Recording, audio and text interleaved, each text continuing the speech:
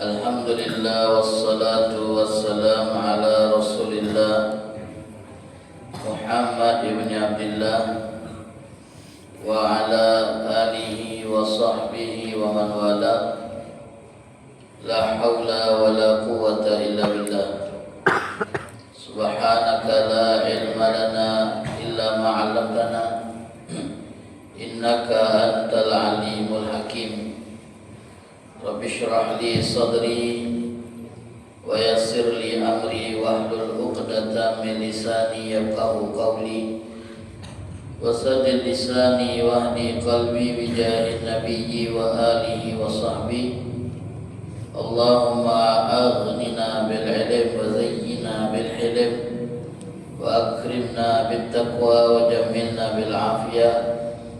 Allahumma 'allimna ma yanfa'una wanfa'na bima 'allamtana wa zidna ilman wa 'amalan wa fiqhan bi rahmatika wa judika ya arhamar rahimin. Ma'asyiral hadirin yang dirahmati oleh Allah, alhamdulillah, puji dan syukur kita panjatkan kehadiran Allah atas limpahan nikmat yang Allah Ta'ala karuniakan kepada kita. Salawat dan salam semoga senantiasa tercurahkan kepada junjungan kita Nabi besar Muhammad Sallallahu Alaihi Wasallam beserta keluarga, sahabat dan pengikut setia beliau sampai akhir zaman. Mudah-mudahan kita semua kelak akan mendapatkan syafaat dari Rasul Sallallahu Alaihi Wasallam pada hari kiamat nanti. Amin ya rabbal alamin. Hadirin yang dirahmati oleh Allah wal hadirat wa talabah, melanjutkan pembacaan kitab Risalatul Mu'awanah yang ditulis oleh Al-Imam Abdullah bin Alawi bin Muhammad Al-Haddad rahimahullah wa nafa'ana bih wa bi'ulumihi fid dharain amin. Masih membahas bab tentang anjuran agar kita memiliki kebiasaan membaca Al-Quran. Beliau Ibnu Haddad mengatakan, ketahuilah bahwasanya di dalam membaca Al-Quran terdapat keutamaan yang sangat besar dan pengaruh yang sangat luar biasa dalam menegangi hati orang yang membacanya dan yang mendengarkannya. Dua hal yang ingin beliau tekankan di dalam perkataannya tadi. Satu, di dalam membaca Al-Quran ada keutamaan yang sangat luar biasa. Di sini beliau mengutip perkataan dari Sayyidina Ali bin Abi Thalib.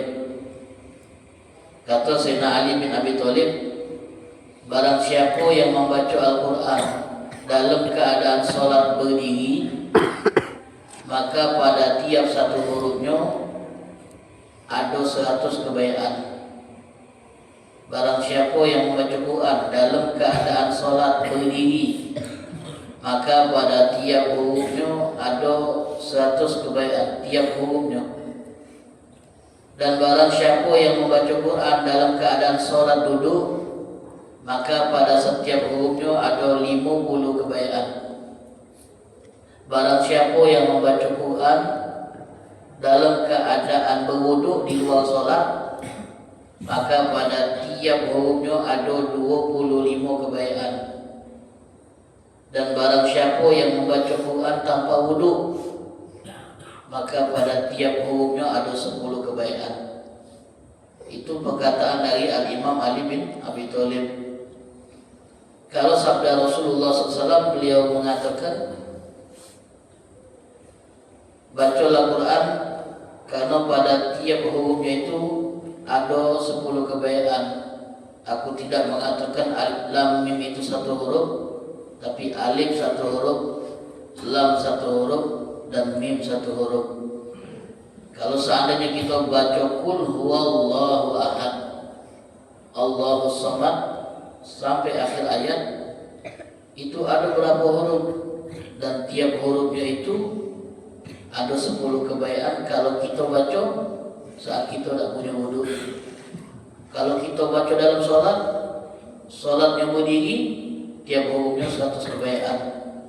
Alangkah banyaknya catatan kebaikan kita. hanya dengan banyak membaca Al-Quranul Karim. Mudah-mudahan kita termasuk orang yang gemar dan rutin membaca Al-Quran. Amin ya rabbal alamin.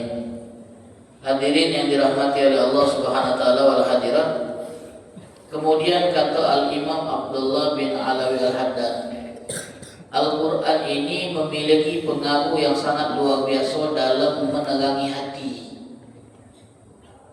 Dan ini bisa kita saksikan dengan jelas bagaimana Quran itu bisa mengubah watak masyarakat Arab di zaman jahiliyah. Dulu orang-orang Arab jahiliyah, Bapak Ibu yang dirahmati oleh Allah, para santri, itu fanatiknya itu sangat luar biasa, fanatik buta.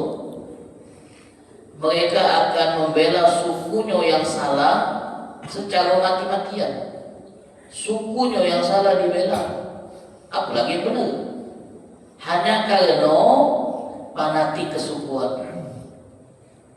Itu dulu sebelum dididik oleh Al-Quran. Setelah mereka masuk Islam dan dididik oleh Nabi SAW dengan ayat-ayat Al-Quran, maka cara pandang ini berubah. Fanatik kesukuan ini pun hilang. Mereka tidak lagi membela atas dasar suku. Mereka membela atas dasar kebenaran, walaupun kebenaran itu pada pihak yang tidak sama sukunya dengan mereka. Dan mereka berani nyalakan sukunya yang salah dan tidak lagi dibela mati-matian seperti sebelum Islam datang di bawah Nabi Muhammad. Bisa hilang fanatik kesukuan yang sudah mendarah daging, baca hilang. Karena apa? Pengaruh Al-Quran yang dibacakan kepada mereka kemudian menyentuh hati mereka dan mengubah watak mereka. Hadirin yang dirahmati oleh Allah wal hadirat, dulu orang-orang Arab itu kalau begadangnya minum minuman keras. Kalau begadang itu mendengarkan budak-budak perempuan melantunkan dendang-dendang dan nyanyian. Itu cara mereka menghibur diri di malam hari. Minum minuman keras sambil dengar dendang nyanyian yang dinyanyikan oleh perempuan-perempuan budak sahaya. Tapi setelah Islam datang, Nabi SAW mendidik mereka, Al-Quran memberi petunjuk kepada mereka. Malamnya mereka tidak lagi minum minuman keras, mendengarkan nyanyian-nyanyian yang dilakukan oleh budak-budak perempuan. Mereka berdiri di hadapan Allah membaca Al-Quran di dalam sholatnya. Berubah, kebiasaan buruk itu hilang setelah mendapatkan pendidikan dari Al-Quranul Karim. Dulu masyarakat jahiliyah sangat meremehkan perempuan. Dulu masyarakat jahiliyah tidak senang dengan keberadaan perempuan. Setelah dididik oleh Al-Quran, pandangan itu berubah. Mereka menghormati perempuan, memuliakan perempuan, dan menjunjung tinggi harkat dan martabat perempuan. Itu semua perubahan karena Al-Quran. Dan kita bisa tengok mana bangsa Arab berubah menjadi bangsa yang berperadaban dari yang tadinya jahiliyah karena mereka dididik oleh Al-Quranul Karim. Dulu orang-orang Arab, Bapak Ibu yang dirahmati oleh Allah, kalau nak menilai seorang itu dilihat dari pertama fisiknya. Good looking apa tidak, cantik apa tidak, belagak apa tidak, itu yang pertama. Yang kedua, duitnya, banyak duit apa tidak. Yang ketiga, kedudukannya, punya pangkat apa tidak, punya posisi apa tidak, punya pengaruh apa tidak. Kalau sudah belagak di dia, banyak duit di dia, punya kedudukan pula, sudah. Dia akan menjadi orang yang paling terpandang, akan dihormati dan dimuliakan.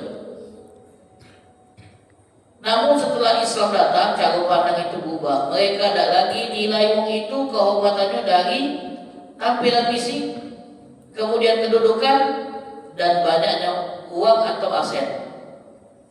Dididik oleh Al-Quran untuk menilai itu bukan karena fisik dan jabatan, tapi karena takwa.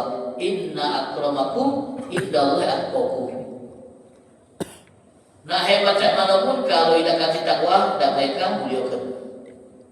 Didikan Al-Quranul Karim itu luar biasa. Maka Imam Haddad mengatakan apa dia? Innal Quran Sesungguhnya Al-Quran memiliki pengaruh yang sangat luar biasa dalam menerangi hati manusia. Itu kalau dibaca dan senang didengar tiap hari, itu akan mempengaruhi orang yang membacanya dan yang mendengarnya. Ustaz, kami lah sering baca Quran tapi tidak pengaruh juga. Sifat kami belum berubah. Baca terus. Berarti belum waktunya kau berubah. Kalau kau tinggal, kau tak jadi berubah.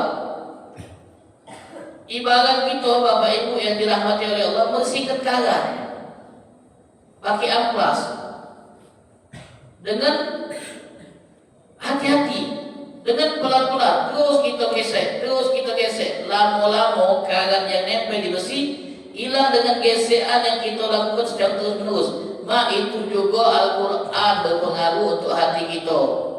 Karatnya itu dikit-dikit dibersihkan, terus kita baca, terus kita rutin. Lama-lama karat itu hilang dan hati kita pun menjadi bersih.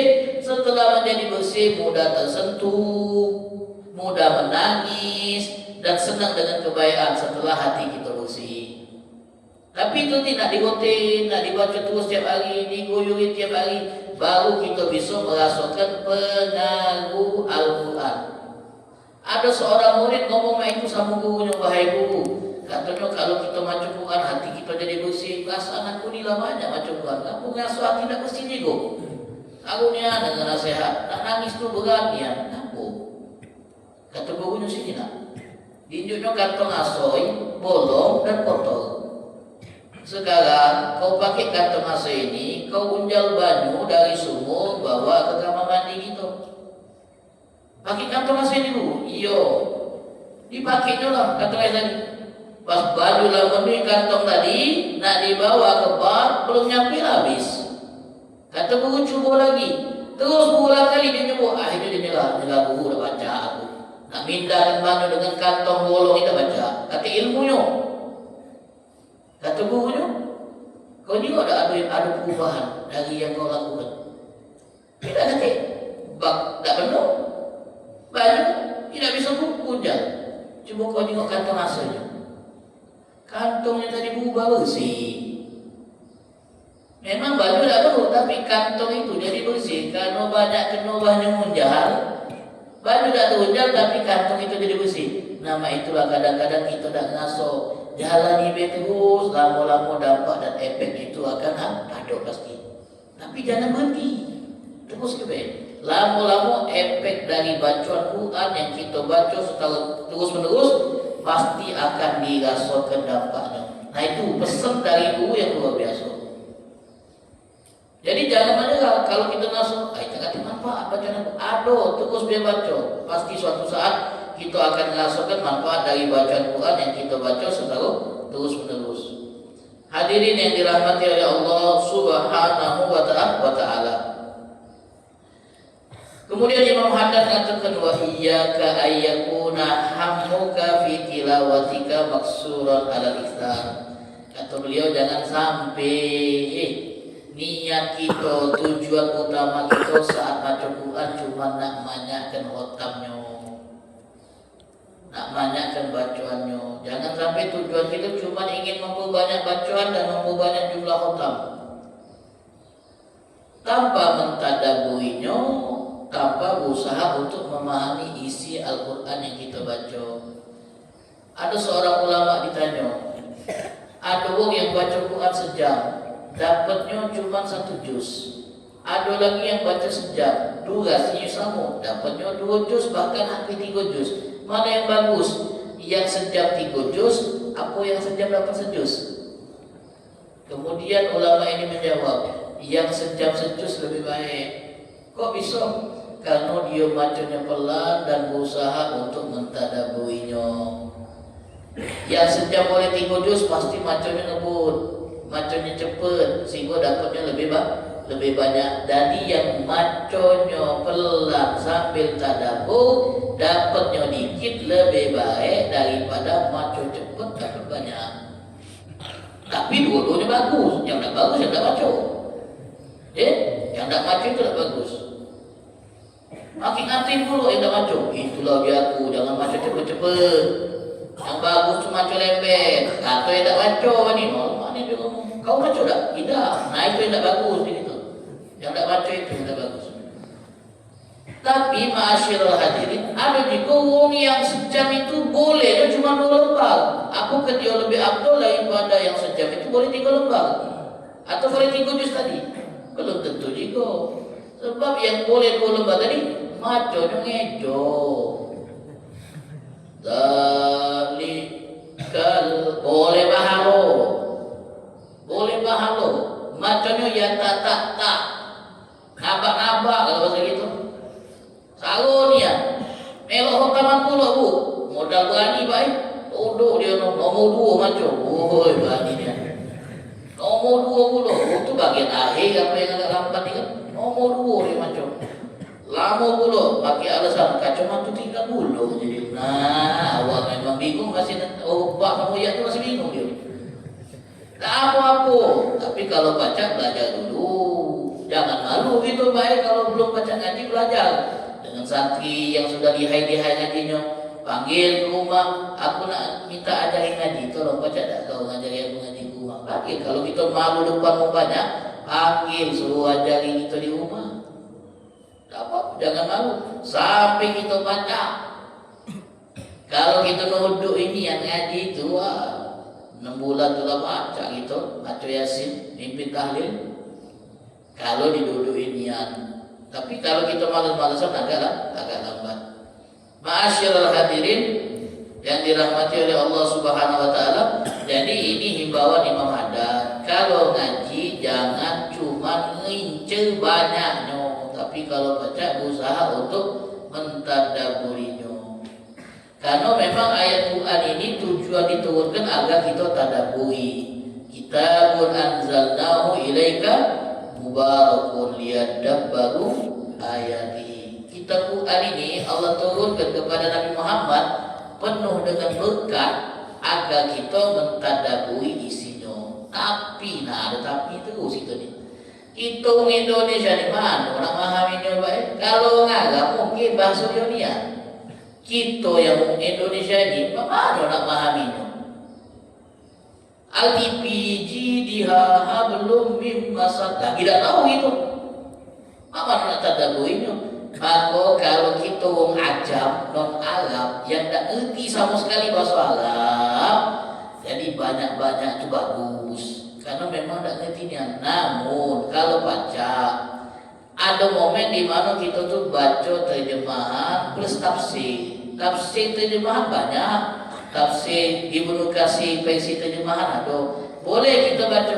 Atau kalau tidak ada ayat yang menarik perhatian kita, Pak. Siku ayat menarik perhatian kita. Apa ayatnya itu? Ayatnya itu dalam surah An-Nisa ayat 3, ayat poligami. Wahyu betul. Jangan lagi di bawah ini ayat ini kan. Fankihu ma tawbalakum minan nisa'i masna. Atau ada ayat yang mau kita tentangnya. Ayat ini yang bagusnya nih. Idza zulzilatil ardu zilzalaha. Napa pas aku macam ada yang kena di hati. Oh mati sudah sebelah. Ada yang kena. Bawanya Ustaz Zaki. Itu apa dia makna ayat ini. Dia Ustaz Zaki. Semakin dia tahu maknanya semakin lemah dia sama macamnya, Pak.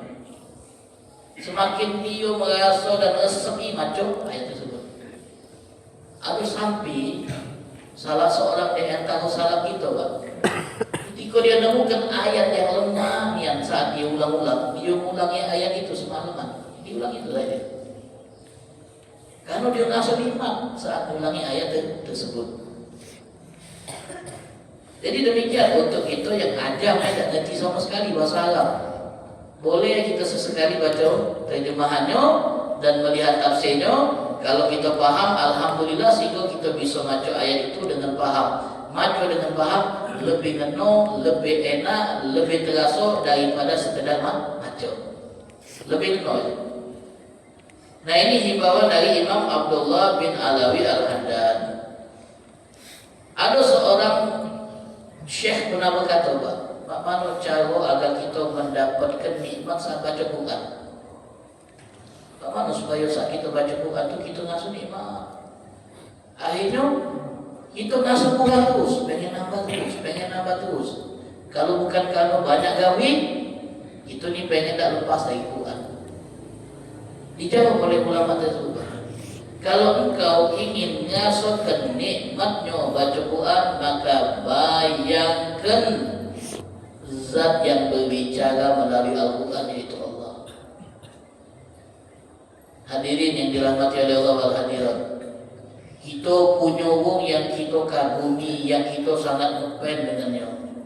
Kita ngirim surat kepada wong yang kita sangat kagumi ini, entah dia ulama, entah dia kiai, kita kirim surat, dibalas oleh ulama tadi. Bayangkan betapa senangnya kita dapat balasan surat dari wong yang kita kagumi. Kita baca terus, ada pujian pula untuk kita. Oh, tambah lemak kita bacanya, ada pujian. Surat ini kita simpan, sesekali kita buka lagi, kita baca lagi. Oh, lemak macam. Besok baca lagi. Tidak berikut kita pas maju itu. Kenapa? Karena ini surat dari wong yang kita kagumi, atau surat cinta. Jangan salah sangka dulu. Tahu kalau udah surat cinta dari ibu kamu. Kamu mondok, ibu-ibu punya anak merantau, Bu, dapat surat. Sekarang tak zaman surat lagi, SMS, chat. Panjang pula chat tadi. Pernyataan cinta kasih anak kepada bapak ibunya. Ibu bapak maju itu, ala kebanggaannya, anak luar biasanya. Sedih, aku senang. Maju surat cinta dari anak yang sedang ada di tempat yang jauh. Senang. Belum tidur, baca lagi. Bangun tidur, baca lagi. Nikmati dia maju surat itu. Surat cinta dari anak, dari bapak, dari rumah. Dikumpulkan pula surat-surat tadi. Bahkan kalau kita nak lebih jauh dari itu, Pak, mohon maaf, sampai ada orang yang kasmaran, jatuh cinta, dia dapat surat cinta dari baca, dibaca terus, dikenang terus, diarsipkan, lagi tinggi. Oh, dikaitnya pula. Oh, saking tadi, saking bangganya. Bayangkan Quran surat cinta dari Allah buat kita. Bayangkan saat kita macam tu. Bayangkan kita, Bu, Allah tu lagi ngajak kita ngomong lah. Ngajak. Kalau kita terus usaha itu, usaha baca Quran, lama-lama kita akan rasakan gimana baca Quran. Kalau sudah lagi baca Quran, hampir-hampir kita tak peduli lagi dengan keadaan sekitar. Sakitlah menikmati momen baca Quran kalau kita sedang masuk baca surat cinta dari yang maha mencintai kita, yaitu Allah Subhanahu wa ta'ala. Hadirkan itu untuk bisa menikmati bacaan Quran yang kita baca. Ma'asyiral hadirin yang dirahmati oleh Allah Subhanahu wa ta'ala. Ini yang dikatakan oleh Imam Abdullah bin Alawi Al-Haddad, dan beliau kemudian mengatakan, ketahuilah bahwasanya Al-Quran itu adalah lautan samudra yang luas, yang di dalamnya dikeluarkan mutiara-mutiara ilmu dan pemahaman-pemahaman yang mahal. Dari Quran banyak ilmu pengetahuan yang muncul. Dari Quran banyak pemahaman-pemahaman yang timbul. Sumbernya Quran, lautan yang luas, tak bertepi. Ilmu banyak darinya, mutiara-mutiara banyak dari Al-Quran. Tinggal kita yang menggalinya dan usaha mencarinya. Hadirin yang dirahmati oleh Allah, dalam Al-Quran ada satu ayat yang menarik. Dalam surah Al-Qiyamah, Allah berfirman, balil insanu ala nafsihi basira. Bahkan manusia itu amat sangat mengetahui dan mengenal siapa dirinya. Siapa yang paling mengenal diri kita? Diri kita dewe. Yang mengenal dari diri kita kadang berbeda dari yang kita kenal. Yang mengenal dari diri kita kadang-kadang beda dari yang kita sendiri kenal. Makanya ada seorang ulama salaf namanya Umar bin Dar. Saat dia berkacau malam-malam hari, dia ngomong sama dirinya, wahai Umar, kau adalah Umar yang kau kenal, bukan Umar yang luar sana kenal. Di luar nama kau bagus, tapi kau dewek tahu siapa diri kau yang sesungguhnya. Di luar kau dianggap penghafal Quran, suara merdu, korek, tapi kau dewek tahu siapa dirimu.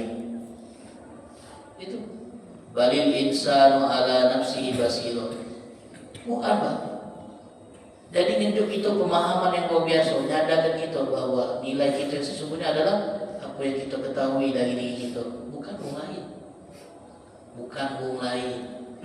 Balil insanu ala nafsihi basirah. Makanya kata ulama, la yanfa'uka madhul madihin. Tak kati manfaatnya kau dipuji di mana-mana.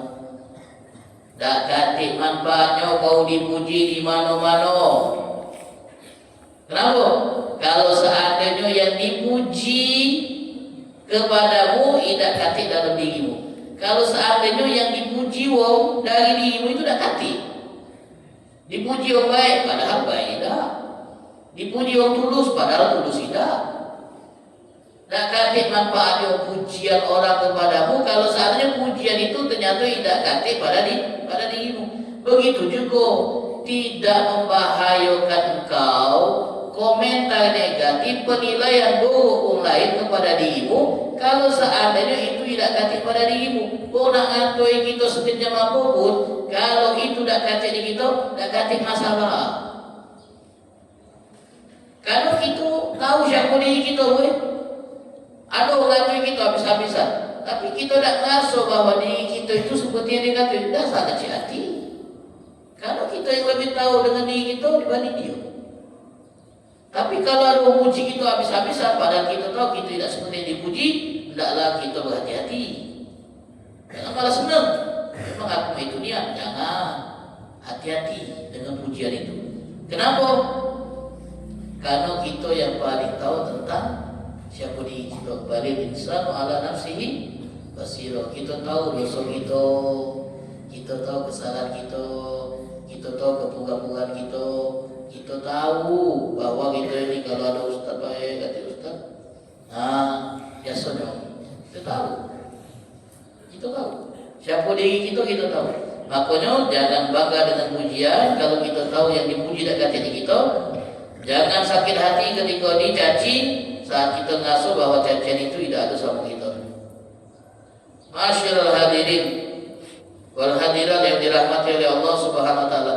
Jadi Al-Quran itu lautan yang luas, di dalamnya banyak ilmu yang bisa digali, di dalamnya banyak mutiara-mutiara ilmu yang bisa dicari, asal ada yang mau nyelam dan mau menemukan rahasia-rahasia yang ada di dalam Al-Quranul Karim. Kemudian di sini Al-Imam Abdullah bin Alawi Al-Haddad mengatakan kepada kita, Ustaz, kami ini tidak baca kalau nak ngaji 30 juz tu. Kenapa? Saru. Baca Quran masih saru. Ya sudah. Baca surat-surat pilihan. Baca ayat-ayat pilihan gue. Kalau kita tak punya waktu untuk ngaji tiap hari sejuz, 2 juz, 3 juz, tak ada waktu. Minimal jangan lewatkan surat-surat dan ayat-ayat pilihan. Di sini beliau mengatakan, dan hendaklah engkau menjaga dan merutinkan membaca surat-surat dan ayat-ayat yang terdapat anjuran dari Nabi agar kita baca. Di antaranya membaca sebelum tidur tiap malam Alif Lam Mim Sajadah yang dibaca di hari Jumat subuh. Alif Lam Mim Sajadah dibaca sebelum tidur. Jadi sebelum tidur buka Quran. Kalau tidak buka HP-nya, aplikasi Quran, baca. Sambil nguling tak apa-apa, Bu. Siti Aisyah tu ngaji sambil nguling tak apa-apa. Walaupun adabnya duduk ngadap kiblat pakai wudu. Tapi kita kan asyik nak tidur. Jadi bolehlah sambil di tempat tidur buka HP, kemudian baca Alif Lam Mim Sajadah. Itu sunnah dianjurkan oleh Nabi. Kemudian disebutkan juga di kitab ini, sunnah baca sebelum tidur tiap malam surat Tabarak. Tabarakalladzi biyadihil mulku wa huwa ala kulli syai'in qadir.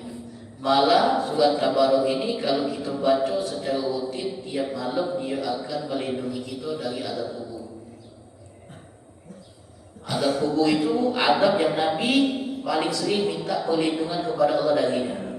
Nabi itu seringnya minta perlindungan kepada Allah dari azab kubur.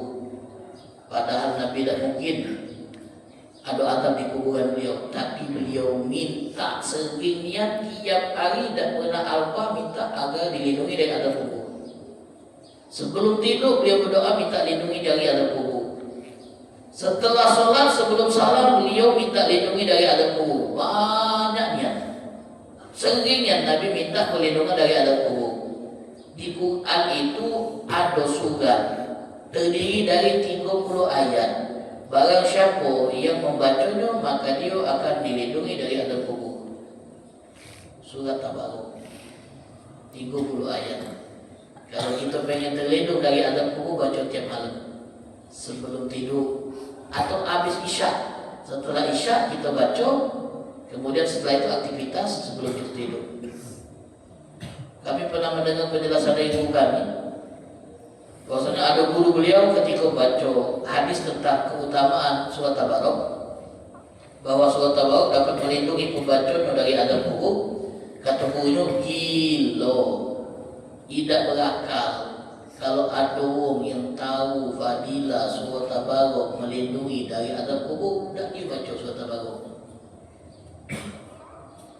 Kata gurunya, tak tahu surat Tabarok melindungi dari azab kubur, tak dia baca. Padahal azab kubur azab yang ditakuti oleh Nabi SAW.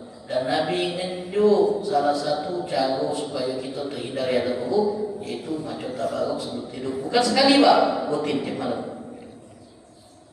Jadi kalau Pak, malaikat datang nak mengadab di kubur, karena kita punya dosa yang layak buat kita disiksa. Tapi kita rutin baca Tabarok. Surat Tabarok ini yang akan menghalau supaya kita tidak diadab. Surat Tabarok yang menghalau malaikat tadi sampai kita tidak jadi kena azab. Baca cuma 30 ayat, waktunya tak lebih dari 10 menit, dan itu bisa melindungi kita dari azab kubur. Nah ini kata Imam Haddad, sebelum tidur baca surat Tabarok, baca surah Waqiah sebelum tidur. Tapi ada sebagian yang menghidupnya setelah asar. Bagus kalau nak baca sebelum tidur bagus, nak baca setelah asar juga bagus. Tapi Abdullah bin Mas'ud radhiyallahu anhu, beliau ketika di akhir hayat meninggal dan akan meninggalkan anak perempuan, dan umumnya anak perempuan di zaman itu sudah bergawi. Beliau pernah ditanya oleh sahabatnya, kira-kira apa yang akan kau tinggalkan kepada putih-putihmu ini kalau kau mati? Kau dah khawatir masa depan putihmu kalau kau mati, siapa yang nak menafkah mereka? Kata beliau, aku dah mengkhawatirkan nasib putihku, apalagi masalah ekonominya. Setelah aku ajari mereka untuk baca surah Waqiah tiap sore atau tiap malam, dah takut aku. Aku dah takut mereka miskin. Setelah aku ajarkan mereka untuk baca Tabarok, baca Al-Waqiah di sore hari atau di malam hari. Baca kalau nak kayu. Tapi pegawai juga bukan macam pegawai juga. Itu cuma salah satu sebab gitu, nyari supaya kemudahan dari rezeki itu. Baca itu. Kalau memang tak kan, kita nak tamat dari sini, nak nyari gawian supaya lancar nyari gawian, baca Tabarok. Gawian benar, bukan maling. Baca Tabarok, biar gawian maling benar, biar mudah. Gawian benar, baca Tabarok. InsyaAllah Allah mudahkan gawian kita, Allah lapangkan rezeki kita. Itu janji dari Nabi Muhammad SAW. Sebelum tidur baca yang pendek lah. Kalau Tabarok panjangan, kemudian Waqiah panjangnya, sejadah panjangnya, baca yang pendek. Dan insyaAllah apa kalau amana rasulu bima unzila ilaihi min rabbihi wal mu'minun kullun amana billah. Baca wa malaikatihi wa kutubihi sampai akhir dari surah Baqarah. Barang siapa yang membaca 2 ayat terakhir dari surah Baqarah, kafatah, maka Allah akan cukupi dia. Cukupi dari apa? Dari bangun malam. Kalau dia tak terbangun malam itu, Allah catat bangun malam. Kafata, Allah cukupi dia, Allah lindungi dia dari gangguan. Gangguan apa? Gangguan manusia, gangguan makhluk halus, gangguan binatang berbisa, Allah lindungi dia. Jadi kita baca tidur nyenyak, bangun dengan tenang tanpa ada gangguan. Baca 2 ayat terakhir Al-Baqarah. Pahalanya banyak Pak. Kita tak bangun malam dicatat seperti bangun malam. Gimana? padahal kita tidurnya tak. Kemudian kita dilindungi dari gangguan apa? Gangguan manusia, tak diganggu oleh kawan kamu tidur, tapi suruh dibangunin. Kemudian yang kedua dari gangguan setan, jin. Setan tak ganggu kita. Kalau kita macam ini tak ganti istilah jin. Tak ganti istilah dilindungi, karena ada yang melindungi kita, dan Allah lindungi kita juga dari gangguan binatang buas, binatang yang berbisa. Walaupun ulu orang naik kucuk badan kita, belum dia gigit kawan atau tak bacuan. Iya kita bacuan, ada yang melindungi, yakin baca. Tapi itulah kita ni kadang-kadang nak maco gitu. Mana Rasulullah bima unzila ilaihi hilang pernah tidur tak jadi maco. Kena itu bu, kenapa? Ya kena ganggu. Baca amanah Rasul, baca ayat kursi juga sebelum tidur. Ayat kursi sebelum tidur bagusnya melindungi kita juga dari gangguan setan yang terkutuk. Kita kalau tidur baca ayat kursi tak mimpi buruk. Tidak mimpi buruk. Kalau kita tidur baca ayat kursi, mana baca Ustaz mimpi buruk, tak selesai berarti kau macam ni. Kemudian baca kahfi setiap malam Jumaat atau hari Jumaat, bagus. Kemudian qul huwallahu ahad dan qul a'udzu birabbil falaq dan qul a'udzu birabbin nas. Ini termasuk surat yang paling banyak Nabi baca tiap hari. Nabi baca 3 surat ini sebanyak 3 kali sebelum tidur. Sebelum tidur 3 kali dibaca, ditiup 3 kali, diusap seluruh badan, diusap seluruh badan 3 kali Nabi lakukan, diusap seluruh badan sebelum tidur. Waktu Nabi sakit parah, Bapak Ibu, tak baca lagi Nabi tak akan turun. Susah sudah nak melakukan hal yang rutin dia lakukan sebelum tidur. Baca kulhu 3 kali, Al-Falaq 3 kali, An-Nas 3 kali, ditiup 3 kali, diusap seluruh badan. Nabi tak baca lagi, badan ada bau, beliau sakit keras. Nabi minta Aisyah yang melakukan itu. Aisyah yang macam, Aisyah yang musabbat. Sakit ada tinggal itu. Qul huwallahu ahad, Al-Falaq, An-Nas dibaca habis subuh, sore menjelang maghrib, itu juga bagus untuk perlindungan. Banyak yang Nabi baca qul sama Al-Falaq, An-Nas. Dan kalau kita pengen aset di akhirat, baca qul huwallahu ahad 10 kali. Qul huwallahu ahad 10 kali ibu, cuma 5 menit kurang lebih, berarti kita sudah nyimpen aset di surga berupa rumah. Kalau ada orang banyak ada aset, banyak. Kami kok tak tahu lagi. Jangan punya komplek kami di surga. Baca 10 betul lagi. Isu baca di punya komplek, baca dijual itu. So, kamu nak beli tak komplek bagus ini, tak ganti tetangga yang COD-an, tetangga yang nempel, yang cewek, adik rumah tinggal di situ. Aset di surga. Qul huwallahu ahad 10 kali. Qul huwallahu ahad sampai akhir. Allahu samad, lam yalid wa lam yulad wa lam yakul lahu kufuwan ahad. Ibu-ibu baca itu pertama kali untuk ngamalkan apa yang kita tahu. Pas balik ke rumah baca 10 kali. Jauh kan rumahnya baca baca 100 kali. Qul huwallahu ahad, Allahu samad. Baca 10 kali boleh sikok rumah di surga. Baca 20 kali boleh 2 rumah di surga. 30 kali 3 rumah di surga.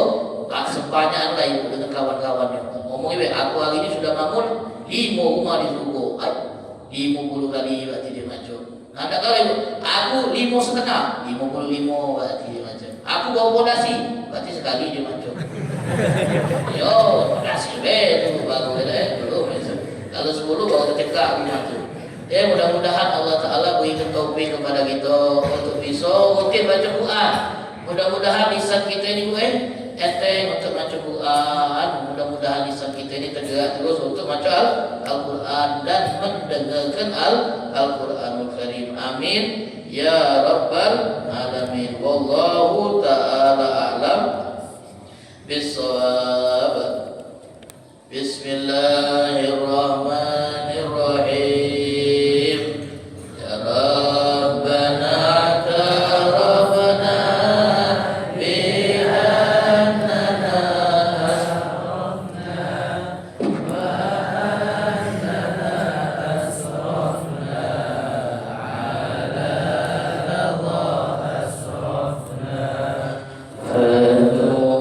علينا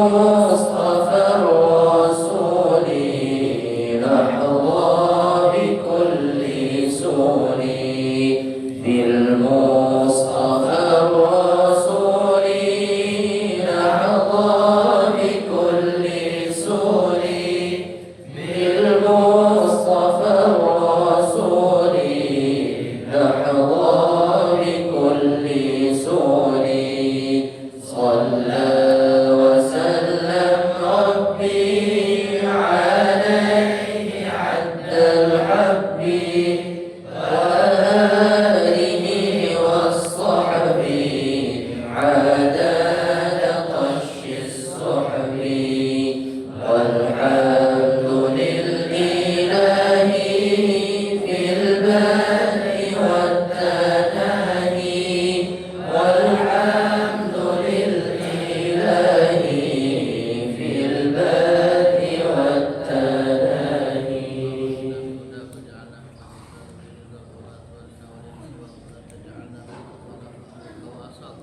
وحسبنا الله ونعم الوكيل لا حول ولا